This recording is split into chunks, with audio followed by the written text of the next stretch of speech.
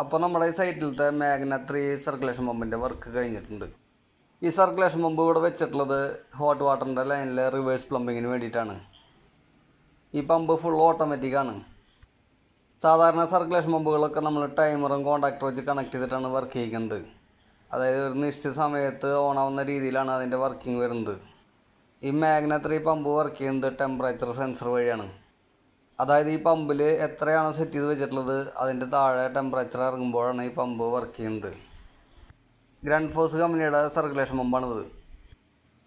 ഈ പമ്പിൻ്റെ പ്ലംബിംഗ് വർക്കിനെ കുറിച്ചിട്ടുള്ള ഫുൾ ഡീറ്റെയിൽ വീഡിയോ നമ്മുടെ ചാനലിൽ ഇട്ടിട്ടുണ്ട്. അതുപോലെ ആ വീഡിയോയുടെ ലിങ്ക് ഞാൻ ഇതിന് താഴെ വരുന്ന പ്ലേ ബട്ടണിൽ കൊടുക്കാം.